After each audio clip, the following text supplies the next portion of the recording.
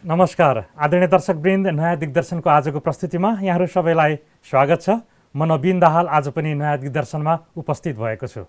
हामी कर्म सिद्धान्तको सन्दर्भमा केन्द्रित भएर चर्चा गरिरहेका छौँ। गत प्रस्तुतिमा हामीले कर्म सिद्धान्त अन्तर्गत यो पुनर्जन्मको प्रक्रियाको चर्चाको प्रारम्भ गरेका थियौँ। आज पनि हामी यो कर्म सिद्धान्त अन्तर्गत यो पुनर्जन्मको रहस्य कस्तो हो यो विषयमा केन्द्रित भएर कुरा गर्छौँ। यसका लागि ब्रह्माकुमारी राजयोग सेवा केन्द्र नेपालका वरिष्ठ राजयोग प्रशिक्षक राजयोगी ब्रह्माकुमार रामसिंहर हामीसँगै हुनुहुन्छ। आउनुहोस् उहाँलाई स्वागत गरौँ। रामसिंहजी, आजको प्रस्तुतिमा पनि यहाँलाई स्वागत छ। धन्यवाद। ओम शान्ति। ओम शान्ति। रामसिंहजी, गत प्रस्तुतिमा हामीले रोचक एउटा चर्चाको प्रारम्भ गरेका थियौँ। यो पुनर्जन्मको प्रक्रिया, पुनर्जन्मको यो रोचक पक्षको बारेमा चर्चा प्रारम्भ गऱ्यौँ। एउटा बच्चाको एउटा सत्य घटनालाई लिएर हामीले चर्चाको प्रारम्भ गरेका थियौँ। एउटा आत्माले मानिसकै गर्भमा जन्म लिन्छ, एउटा पशुको आत्माले पशुकै गर्भमा जन्म लिन्छ भन्ने सत्य कुरालाई हामीले चर्चाको प्रारम्भ गर्दै हामीले पुनर्जन्मसम्म पुगेका थियौँ। मानिसले पुनर्जन्म लिने निश्चित हो भन्ने कुरा त हामीले यसको चर्चा गऱ्यौँ। तर कुन आत्माले कस्तो गर्भमा जन्म लिन्छ भन्ने पनि यसको केही रहस्य हुनसक्छ। एउटा मानिस धनी परिवारमा जन्म लिन्छ, एउटा मानिस गरिब परिवारमा जन्म लिन्छ, अथवा आत्माले धनीमा जन्म लिन्छ, गरिबमा जन्म लिन्छ। यसको रहस्य, यसको पछाडि केही कारणहरू हुन सक्छन् रामसिंहजी? के हुनसक्छ भने वास्तवमा हेर्नुहोस्, हरेक आत्माको अर्को व्यक्तिसँग एउटा आफ्नो हिसाब किताब हुन्छ निश्चित रूपमा। जससँग जसको सम्बन्ध हुन्छ त्यो सम्बन्ध भनेको एउटा सूक्ष्म हिसाब किताब हो कि मानौ दुईटा व्यक्तिका बीचमा राम्रो प्रेम छ, स्नेह छ, एकअर्कालाई सघाउने काम गरेको छ, एकअर्कालाई सुख दिने काम गरेको छ, एकअर्कालाई हर प्रकारले चाहिँ हित हुने काम गरेको छ, उसको जीवनमा खुसी दिने काम गरेको छ, स्नेह दिने काम गरेको छ, हर प्रकारले उससँग एउटा राम्रो सम्बन्ध छ, प्यारको सम्बन्ध छ, मानौ न सुन्दर सम्बन्ध छ, मधुर सम्बन्ध छ। त्यो सम्बन्ध पनि के हुन्छ, एउटा राम्रो हिसाब किताब बन्छ। भविष्यमा तिनीहरूको एउटा पिता र पुत्रको सम्बन्ध हुनसक्छ, आमा र छोराको सम्बन्ध हुनसक्छ, पति र पत्नीको सम्बन्ध हुनसक्छ। अर्को के छ भने कसैप्रति दुश्मनीको कुरा हुन्छ। हेर्नु, सम्बन्धमा कहिलेकाहीँ दरार पर्छ। कसैले कसैलाई दुःख दिने काम गरेको हुन्छ, कसैले कसैलाई सताउने काम गरेको हुन्छ, कसैले कसैलाई चाहिँ नि अनेक प्रकारको शोषण गर्ने काम गरिरहेको हुन्छ, होइन, कसैप्रति अत्यन्तै शत्रुभाव र वैरभाव राखेको कुरा हुन्छ। यस किसिमको यो सम्बन्ध यो पनि के हुन्छ भने एउटा हिसाब किताब नै बन्छ। त्यो राम्रो हिसाब किताब बन्यो, यो नकारात्मक खाता बन्यो, र त्यसको पनि भविष्यमा फेरि सम्बन्ध हुन्छ। मानौ कसैलाई हामीले दुःख दियौँ, सतायौँ, उसलाई हैरान गऱ्यौँ, अथवा उसलाई कुनै न कुनै कुराले यहाँसम्म कि हत्या गर्ने काम गर्यो भने त्यो भविष्यमा फेरि तपाईँ हाम्रै घरमा आइपुग्छ नि, तपाईँ हाम्रै नाता गोतामा आइपुग्छ, बदला लिन्छ, दुःख दिन्छ। अब यस विषयमा एउटा तीनवटा चारवटा किसिमको पुत्रको कुरा छ कि। एउटा पुत्रलाई के भनिन्छ भन्दा उदासीन पुत्र। उदासीन पुत्र भनेको कस्तो भन्दा पहिलो जीवनमा तपाईँ र हाम्रो बिचमा कुनै सम्बन्ध थियो, दुईटा व्यक्तिको बिचमा सम्बन्ध थियो, दुईटा मनुष्य आत्मा, किन आत्मा त अविनाशी छ, सम्बन्ध थियो। खासै उसलाई सुख नदिने, उसको जीवनमा दुःख र उदासीता मात्रै पैदा गरिदिने, त्यो पनि एउटा हिसाब किताब बन्यो। अर्को जन्ममा तपाईँ घरमा छोराको रूपमा, पुत्रको रूपमा आयो, अनि उदासीन पुत्रका रूपमा आयो। तपाईँलाई न कुनै खुसी छ, न कुनै गमै गम मात्रै छ कि। छोरा भएर पनि कुनै सुख छैन, छोरा भएर सुख हुनुपर्ने ठाउँमा छैन, झन् उदासीनताको कुरा हो। अर्को बच्चा के हुन्छ भने ऋणी पुत्र भन्छ। ऋणी पुत्र मानौ पहिलो जन्ममा तपाईँले उसलाई हिसाब किताबमा मार्नु भएको छ, उसको चाहिँ केही धन खानु भएको छ, उसलाई दिनुभएको छ, ऋण लिनु भएको छ, होइन, ऋण भयो नि त, उसको चाहिँ तपाईँले बोक्नुभयो, उसलाई फर्काउनु भएन। अनि त्यही पुत्र तपाईँ घरमा ऋणी पुत्रका रूपमा आउँछ र तपाईँबाट प्रशस्त पैसा लिन्छ, तपाईँबाट प्रशस्त धन लिन्छ, एकदम खर्च गरेको गरे। तपाईँलाई आपत्ति, किन तपाईँ त छोरा हो नि, अहिले छोराको प्यार हुन्छ, माया हुन्छ, स्नेह हुन्छ। त्यो हिसाबले तपाईँले आफूले नखाएर नलाएर भए पनि दुःख गरेर आर्जन गरे पनि त्यसलाई दिनुहुन्छ, उसले वैयात खर्च गरिराखेको हुन्छ, त्यसलाई ऋणी पुत्र भनेर भन्छ। अर्को तपाईँको शत्रु पुत्र हुन्छ। मानौ विगतमा तपाईँले कुनै कसैलाई बहुत ठुलो चाहिँ आघात पुर्याउनु भएको छ, कुनै किसिमको ठुलो धोका दिनुभएको छ, एकदम उसँग शत्रुताको वैर भावना राख्नु भएको छ भने त्यो तपाईँ घरमा पुत्र जन्मिन्छ। पुत्र भएर तपाईँको शत्रु पुत्र हुन्छ। त्यस्ता शत्रु पुत्रले आफ्ना आमा बुवालाई सताउने, दुःख दिने मात्र होइन, पिट्ने, कुट्ने पनि काम गर्छ हो कि। अहिलेको संसारमा यतिसम्म छ कि आफ्ना माता पितालाई हत्या नै गरेका छन्, कुटपिट गरेका छन्, आमा बुवाहरूलाई घरबाट निकालिदिने अवस्था छ, होइन। अब यो के हो त भन्दा यो शत्रु पुत्रको कुरा भयो। हामी सुन्छौँ नि कहिले, सुन्छौँ, पूर्व जन्मतिर त ऋणी खाएको रहेछ भन्ने छ नि, समाजमा पनि एउटा वास्तविकता हो समाज त्यो। हो, हजुर। वास्तवमा के भने हिसाब किताब हो नि कर्मको। हजुर। अब मान्छेले त्यो कुरो ध्यान दिँदैन। हजुर। यदि ज्ञानको आँखाले हामीले हेऱ्यौँ, ज्ञानको दृष्टिकोणबाट त्यसलाई चाहिँ विचार गऱ्यौँ, चिन्तन गऱ्यौँ भने वास्तवमा घरमा आउने पुत्र पनि एक किसिमको त्यो शत्रु पुत्र नै हो क्या। मैले तमाम त्यस्ता परिवार देखेको, एकजनाको नाउँ नलिउँ, यस्तो बुढा उनको घरमा आमा र बुवालाई त्यो छोराले यति दुःख दिन्छ, यति कुटपिट गर्छ, बिचरा सहन सक्दैन। छोरा हो तर दुःख शत्रुभन्दा नि बढी दिने काम गरे आउँछ भनेको शत्रु पुत्र भयो कि। यो किन यस्तो भयो भन्दा पूर्व जन्ममा तपाईँले उसलाई दुःख दिएको थियो, त्यो आत्मालाई सताएको थियो। अहिले तपाईँको घरमा छोरा भएर आएको छ तर तपाईँलाई सताउने काम गरेको, दुःख दिने काम गरेको छ, पिट्ने कुट्ने काम गरेको छ, यसलाई शत्रु पुत्र भनिन्छ। अर्को मानु अर्को जन्ममा तपाईँले कसैलाई राम्रो सघाउनु भएको छ, स्नेह दिनुभएको छ, राम्रो सेवा गर्नुभएको छ, हर प्रकारले उसलाई हर किसिमको सुविधा दिनुभएको छ। अहिले तपाईँको सेवक पुत्र भएर आउँछ। सेवक पुत्र भनेको मातापितालाई सुख दिने, खुसी दिने, रोगमा, व्याधमा, कमीमा, कमजोरीमा होइन देखदेख गर्ने। अब कहिलेकाहीँ हस्पिटलको कुरा पर्यो, कहिलेकाहीँ अन्य धन पैसाको कुरा पर्यो, कहिले कुनै किसिमको हर प्रकारले मातापिताको सेवा चाकरी सुख सुविधा दिने, त्यो के भयो त सेवक पुत्रका रूपमा। आखिर के हो त भन्दा कर्मकै हिसाब किताबले घर परिवारको नाता गोता गाँसिने हो कि। यदि राम्रो गर्नु भएको छ, राम्रो गुण लगाउनु भएको छ, राम्रो कर्मको आधारबाट राम्रो चाहिँ तपाईँको सहयोगी पुत्र अथवा पुत्री भएर आउँछ। यदि नराम्रो गर्नु भएको छ त्यही तपाईँको घरमा फेरि तपाईँलाई दुःख दिनका लागि आउने गर्दछ। यो बडा गजबको हिसाब किताब छ कि। र अब यो कस्तो भने मानिस त एउटा यस्तो किसिमको जन्तु हो भन्छ नि, मानिसलाई जति भए नि पुग्दैन रे कि होइन। मानिसको एउटा लोभ लालचको पनि त बानी छ नि। जब मानिस बिस्तारै बिस्तारै लोभमा लालचमा फस्दै जान्छ अनि उसलाई जति भए नि पुग्दैन कि। ऊ यति चाहिँ लालची हुन्छ भनेर साध्य छैन, एउटा सीमा नै हुँदैन, सीमा नै हुँदैन। एउटा चाहिँ सुन्दर सन्दर्भ छ कि भनिन्छ एकपल्ट एकजना व्यापारीले त्यो ट्रकमा चाहिँ चामलका बोराहरू लगिराखेका थियो, कुइन्टल कुइन्टलका बोराहरू। संयोगले एउटा बोरा खसेछ अरे कि बाटोमा। खसेपछि फुटेपछि अलिअलि कमिलाहरू आए, कमिला 200-400 ग्राम खाए, कमिलाहरू आफ्नो बाटो लागे। त्यसपछि मुसाहरू आएछन्, मुसाले 1-2 किलो खाए, त्यो मुसाहरू 2-3 किलो खाएर अगाए, ती पनि बाटो लागे। त्यसै गाई आएछ बाटोमा, गाईले पनि के गर्यो भन्दा त्यो अलिअलि चामल 1-2 किलो खाए, ऊ पनि अगाए, ऊ पनि आफ्नो बाटो लाग्यो। अनि देखेछ मानिसले के मानिसले के गरेछ, तुरुन्तै गएर बोरै उठाएर आफ्नो घरमा लगेछ। अब भन्नुहोस् न, मानिसलाई नै जे भयो नि पुग्दैन। त्यही भएर भनिन्छ मानिसको लोभ वृत्तिको कुनै सिमाना नै छैन।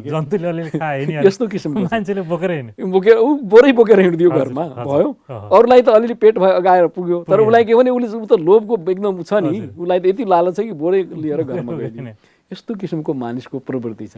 त्यसैले अहिलेको यस्तो मानवीय प्रवृत्तिमा हामीले चाहिँ अब के भन्दा यसको सुधारका लागि, यसको चाहिँ एउटा सकारात्मक कर्म लैजानका लागि तपाईँ हामीले दण्ड दिएर मात्रै नपुग्दो रहेछ कि। हामीलाई राम्ररी थाहा छ धेरै दण्ड पाउने मानिसहरू जस्तो जेलका कैदीहरू कुनै न कुनै विकर्म गरेको हुन्छ, र अहिले चाहिँ जेल पर्छन्। जेलभित्र उनीहरूलाई हामीले जेलमा राखिदिन्छौँ, दण्ड दिन्छौँ। कति त अब त्यो अपराध गरेकै कारणले पनि जेल परेका हुन्छन्, कति त अब निरपराध पनि हुन्छन् नि, परिबन्धमा परेका, परिबन्धमा पनि तिनीहरूको पनि त्यो अघिल्लो जन्मकै त्यो हिसाब किताब होला हैन। मैले भन्नु खोजेको के हो भने आखिर दण्ड सजाय भनेको त मानिसको सुधारका लागि हो नि। के जेलमा राखेर मानिसलाई दण्ड दिँदैमा सुध्रिन्छ त? उसको संस्कार, उसको स्वभाव, उसको कर्म, उसको बानी बेहोरा सुध्रिँदैन नि। झन् त्यहाँ गयो भने त्यस्तै खालका मान्छे भेटिन्छ। मानु चोरी गरेर आएको मान्छे चोरीसँग बस्छ अनि उसले आपसमा चोरीकै सेयरिङ गर्छ, चोरको आइडिया हुन्छ। कसैले हत्या गरेर आएपछि उसले हत्याकै गर्छ, मैले यसरी मारे यार भन्छ। सुधार त भएन नि। त्यसैले कसरी मानिसको सुधार हुन्छ त भन्नाले यो ज्ञानले नै सुधार हुन्छ। मानिसको संस्कार सुधार गर्नका लागि, मानिसलाई एउटा सद्मार्गमा लैजानका लागि, बिग्रेको मानिसलाई पनि राम्रो मानिस बनाउनका लागि एउटा उचित वातावरणको आवश्यकता पर्छ। हजुर रामसिंहजी, हामीले यो कर्म सिद्धान्त अन्तर्गत यतिखेर पुनर्जन्मको चर्चा गरिरहेका छौँ। यो आत्माले गर्भमा कसरी आफूलाई त्यो स्थान आफूले प्राप्त गर्छ र त्यसको प्रक्रिया कस्तो हुन्छ भनेर चर्चा गरिरहेका छौँ। हाम्रो जन्मको हर हिसाबको बारेमा हामी आगामी प्रस्तुतिमा चर्चा गरौँला। यही बिचमा मलाई एउटा जिज्ञासा रह्यो कि हाम्रो यही नयाँ दिग्दर्शनको कुनै श्रृङ्खलामा हामीले चर्चा गरेका थियौँ कि आत्मा चाहिँ गर्भमा हुँदाखेरि उसलाई अघिल्लो जन्मको त्यो सबै अनुभूत हुन्छ, उसलाई थाहा हुन्छ, पहिलाको जन्ममा म यस्तो थिएँ, मैले यस्तो कर्म गरेको थिएँ भन्ने त्यो पूर्व कर्मको सब अनुभूत हुन्छ। तर गर्भबाट जब जन्म लिन्छ तब उसले सबै बिर्सिन्छ, पूर्व जन्मको घटनाक्रम सबै बिर्सिन्छ। अघि यहाँले भने जस्तो कुनै कुनै त्यो चाहिँ अपवादको रूपमा कसैले थाहा पाउँछन् बच्चाहरूले पूर्व जन्मको कुरा, तर अधिकांश आत्माले अथवा मनुष्यले चाहिँ पूर्व जन्म थाहा पाउँदैन भनिन्छ। त्यो कस्तो रहस्य हो? के गर्भमा आत्मालाई थाहा हुन्छ? यसलाई यसरी बुझौँ, के हो भने आत्माले शरीर परित्याग गरिसकेपछि हजुर, जबसम्म पुनर्जन्म प्राप्त गर्दैन तबसम्म उसलाई पूर्वजन्मको सबै स्मृति रहिरहन्छ। अर्को गर्भमा प्रवेश नगरुन्जेलसम्म रहिरहन्छ। हजुर हजुर, किनभने त्यतिखेरसम्म के भने उसले पूर्वजन्ममा शरीर परित्याग गर्यो, नयाँ गर्भमा प्रवेश गरेको छैन, त्यसैले पूर्वजन्मको उसलाई स्मृति रहन्छ। तर जब गर्भमा प्रवेश गर्छ, बिस्तारै बिस्तारै गर्भमा प्रवेश गर्दाखेरि के भने करिब करिब पिण्ड तपाईँको 6 महिनाको भइसक्यो हुन्छ, 4.5 महिनादेखि 5 महिनाको पिण्ड भएको हुन्छ।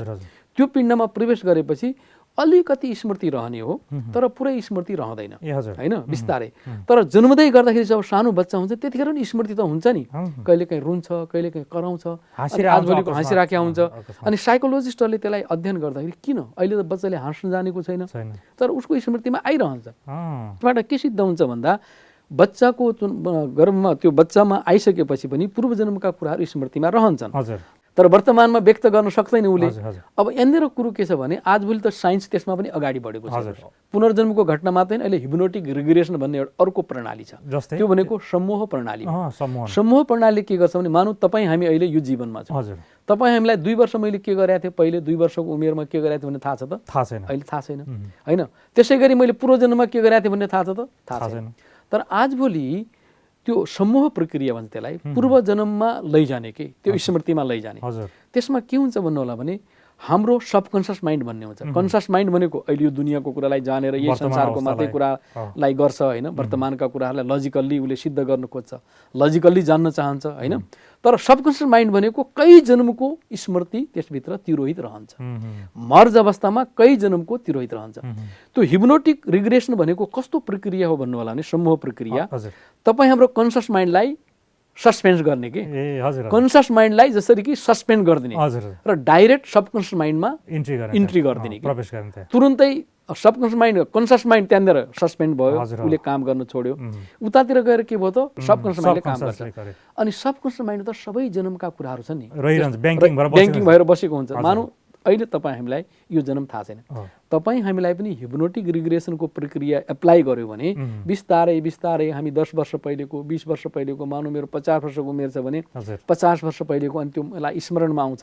अनि त्यसपछि ब्याग भन्ने बित्तिकै अर्को जन्म भन्ने बित्तिकै अर्को जन्मको पनि मलाई स्मृति आउँछ। यसरी त्यो मानिसले अब तपाईँ हामी पनि इमनर्मल तरिकाले म पुरानो जन्ममा चाहिँ अर्कै ठाउँमा जन्मेको थिएँ, काठमाडौँमा थिएन म, ताप्लेजुङमा जन्मेको थिएँ, अथवा म चाहिँ कुनै तराईको चाहिँ मलङ्गमा जन्मेको थिएँ भनेर म भन्न सक्छु। फ्रान्समा गरेको एउटा परीक्षणमा 8 जन्मसम्मको कुरा उसले भन्यो। 8 जन्मसम्म, ब्याग एक जन्म, ब्याग अर्को जन्म, 8 जन्मसम्म। 8 जन्म जाने बित्तिकै फ्रान्सको त्यो बच्चा, त्यो मानिसले, ठुलै मानिसले, त्यसले अब अरबियन बोल्न लाग्यो, जबकि अरबियन यो जन्ममा पढेकै छैन। कहाँको अरबियन बोल्छ, अरबियन भाषा एकदम स्पष्ट बोलिरहेको हुन्छ, किन कहाँको हो त, कुन सहरको, त्यो रिसर्च गर्ने मानिसले त्यो सहरसँग कनेक्सन पनि गरिरहेको हुन्छ। उसले जे भन्दैछ सत्य भन्दैछ। यसबाट के देखियो भन्दा तपाईँ हाम्रो आत्मा पुनर्जन्म लिने अवस्थामा हुन्छ र पुनर्जन्ममा जाँदाखेरि सबै जन्मका यादहरू, स्मृतिहरू उसको सबकन्सियस माइन्ड भनौँ, सफ्टवेयर भनौँ, त्यो सफ्टवेयरमा जहिले पनि रहि नै रहन्छ। त्यसलाई विशेष प्रक्रियाद्वारा उजागर गर्न सकिन्छ। त्यसमा पनि अहिले साइन्स त अगाडि बढेको छ।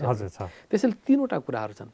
अहिले विज्ञानले आत्माको पुनर्जन्म हुन्छ र आत्माको अस्तित्व अविनाशी हो भन्ने पक्षमा 3वटा सत्य कुरा पत्ता लगाएको छ। नम्बर 1 पुनर्जन्मका घटना, पुनर्जन्मका तमाम यस्ता बच्चाहरू उनले खोज अनुसन्धान गरे जसले आफ्ना पुनर्जन्मका घटना भन्छन् र त्यो कुराको परीक्षण गरिन्छ, निरीक्षण गरिन्छ। अनुसन्धान गर्दाखेरि सत्य तथ्य नै हुन्छ र प्रत्येकले मानव जन्ममै पाएको, प्राप्त गरेको, मनुष्यबाटै जन्म लिएको भन्ने कुरो भन्छन्। अर्को भनेको यही हिप्नोटिक रिग्रेसन भनेको समूह प्रणाली। समूह प्रणालीले तपाईँ हाम्रो वर्तमान कन्सियस माइन्डलाई सस्पेन्ड गर्दै हाम्रो सबकन्सियस माइन्डमा एकैचोटि कमान्ड दिन्छ र त्यहाँबाट हाम्रा जन्मान्तरका यादगारका कुराहरू भनिदिन्छ। यसमा पनि त जति पनि उनीहरूले बताए नि ब्यागका जन्महरू त्यो मानिसकै जन्मकै रूपमा, मानिसकै जन्म, उसले कहिले भनिहाले नि। मैले अरब भाषामा अरबियन भाषा बोल्यो, तर अरबियन भाषा पशु पशुको भाषा त बोल्यो नि, त्यहीँको अरब बोल्ने मान्छेको बोल्यो नि त होइन। त्यसै गरी जहाँ पनि भन्यो रेकर्डमा त्यो आएको छ, रेकर्डमा मानिसकै जन्ममा आएको छ। फ्रान्सको मान्छे अरबमा आएर जन्मियो अथवा अरबको मान्छे चाहिँ भारतमा आएर जन्म लियो, विश्वभरि जहाँ पनि पुग्न सक्छ, तर मनुष्यकै जीवनमा भएर जन्म लिन्छ, कहिले पनि पशु पन्छी योनिमा भनेन। अर्को के छ भने एउटा अर्को चाहिँ पनि साइन्सको अगाडि आएको छ, आउट अफ बडी एक्सपिरियन्स भन्छ के, शरीरभन्दा बाहिरको अनुभूति। कहिलेकाहीँ के हुन्छ, मानिसले शरीर परित्याग गर्दैछ होइन, भनेपछि क्लिनिकल्ली डाक्टरहरूले ल यो त मर्यो, यसको नाडी पनि छैन, अब ब्रेनले पनि काम गरेको छैन, फ्ल्याट आइसकेको छ, अनि त्यसलाई घोषणा गरिदिन्छ यो मृत्यु भयो, अनि मोर्टरीमा राख्छ, शवगृहमा राख्छ। तर कहिलेकाहीँ 2-4 घन्टा चाहिँ ब्याक भएर आउँछ कि, अनि जुरुराउँछ गर्ने त्यो हो। हामीले त चाहिँ सारा मेडिकल चेक गर्दाखेरि त्यो मान्छे मरिसकेको थियो, चितामा आगो जलाउँदाखेरि आउँछ नि त। अब यो के हो त भन्दाखेरि यो के हो त होइन। अनि त्यसपछि उसले आएपछि जब उब्जिन्छ, अब भनौँ न जीवित चलमलाएपछि त ल्याउनु पर्यो नि बाहिर, ल्याउनु पर्यो, उठ्छ जाग्छ उसले, अनि त्यसपछि आफ्नो अनुभव सुनाउँछ। जब म यो शरीरलाई परित्याग गरेर गएँ, धेरै माथि गएँ, सुरुमा एउटा कालो टनेलबाट पास गरेँ, साह्रै दुःख भएको थियो। त्यसभन्दा माथि जाँदा एउटा सफेद मैले फरिस्तालाई देखेँ, त्यो सफेद फरिस्ताले मलाई बडो प्यार दिए, त्यहाँ गएर शान्त शीतलको अनुभूति गरेँ। कुनै जनावर मान्छेलाई नि देखाएको छ, त्यहाँ मान्छे नै देखेँ, एउटा फरिस्ता देखेँ, उसले बडो प्यार दियो, मलाई शान्तिको अनुभूति भयो। र उसले मलाई के भन्यो भने हेर है तिम्रो अझै टाइम भएको छैन, तिमीले फेरि काम गर्नुपर्छ, फर्क। म फर्केर आएँ, शरीरमा आइपुगेँ, र यसरी म शरीरमा आएँ, मनुष्य शरीरमा आएँ भन्नाले कहीँ पशु योनिमा जाऊ त भनेन नि उसलाई, मनुष्यकै योनिमा आएँ। यसरी आजभोलि साइन्सले यो 3वटा कुराहरू, पुनर्जन्मको घटना, समूह प्रणाली र आउट अफ बडी एक्सपिरियन्स भन्नाले शरीरभन्दा बाहिरको अनुभूतिबाट नै के देखायो भन्दा मानव आत्मा मानव चोलामै पुनर्जन्म लिन्छ र मानव शरीरबाटै उसले कार्य गर्दछ, मानव शरीरमै दुःख सुख भोग्दछ भन्ने कुरो यसबाट नै स्पष्ट हुन्छ। हजुर हजुर, विज्ञानले पनि प्रमाणित गरेको अवस्था छ। त्यसैले मानिसले जति गर्छ जस्तो गर्छ त्यस्तै भोग्छ भन्छ होइन, मानिसले जे गर्छ त्यस्तै भोग्छ, अनि जति गर्छ त्यति नै पाउँछ, अनि जस्तो गर्छ त्यस्तै पाउँछ। मानौ कसैले चाहिँ अब मेडिकल साइन्समा अब हस्पिटल बनाइदियो, हस्पिटल बनाए अर्को जन्ममा स्वस्थ हुन्छ। कतिपयले भन्छ नि म यति बुढो भइसक्यो कहिले ट्याब्लेटै खाएको छैन, हुनसक्छ पुनर्जन्मले हस्पिटल निर्माण गरेको, त्यही भएर स्वास्थ्य प्राप्त गर्यो।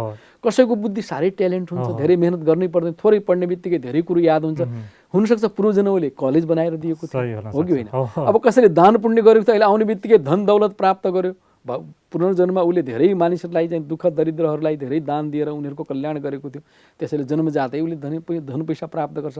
त्यसैले के भनिन्छ भने जस्तो गरिन्छ त्यस्तै पाइन्छ, पहिला जस्तो गरेको थियो अहिले त्यस्तै पाउँछ, जति गरेको छ त्यति नै पाउँछ, जसले गर्छ त्यसैले पाउँछ।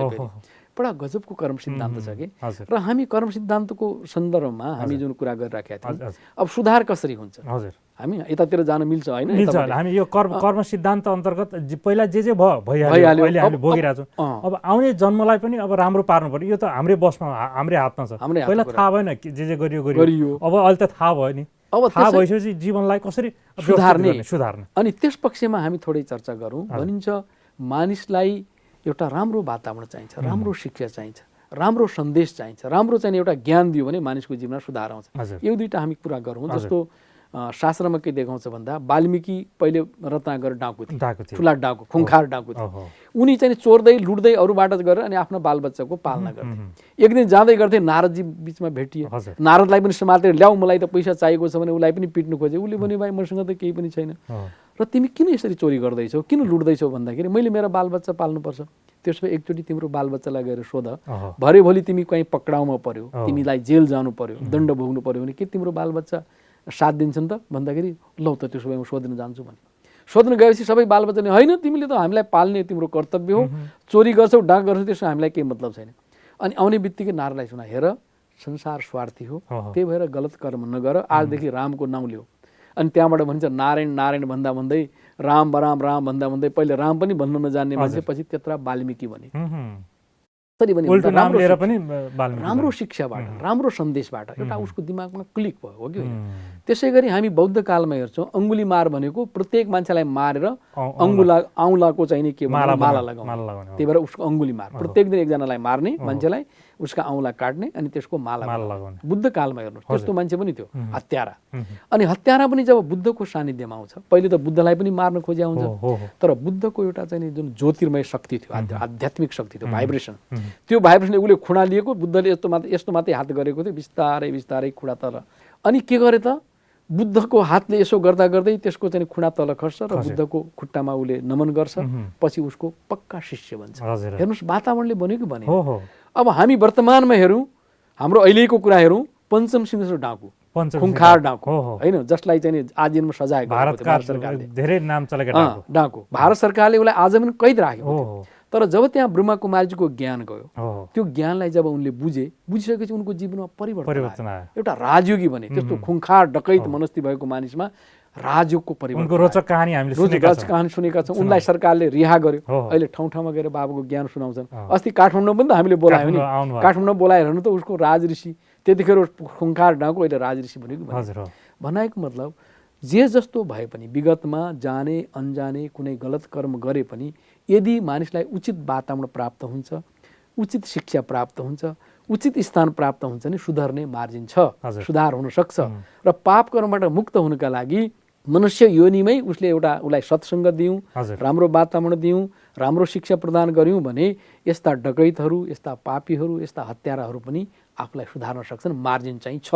हामीले चाह्यौँ भने अब हामी सुध्रिन सक्छौँ, हामी रूपान्तरण हुन सक्छौँ, हाम्रो जीवन परिवर्तन गर्न सक्छौँ भन्ने उदाहरणहरू हामीसँग धेरै छन्। यस्ता उदाहरणहरू, यो सत्य तथ्यलाई यदि हामीले बुझ्यौँ भने वास्तवमा हामी जस्तो सुकै मानिसलाई पनि सुधार गर्न सक्छौँ भन्ने हामीले त्यसरी लिन्छौँ। हुन्छ रामसिंहजी, कर्म सिद्धान्त अन्तर्गत आज पनि हामीले अत्यन्तै महत्त्वपूर्ण विषयमा चर्चा गऱ्यौँ। मानिसको पुनर्जन्म कसरी हुन्छ, पुनर्जन्मको प्रक्रिया, पुनर्जन्मको सन्दर्भ कस्तो हुन्छ भन्ने चर्चा प्रारम्भ गरेर अब हामी कर्मको गति अन्तर्गत हाम्रो हरिसापको सन्दर्भमा हामी केन्द्रित भएर चर्चाको प्रारम्भ गरेका छौँ।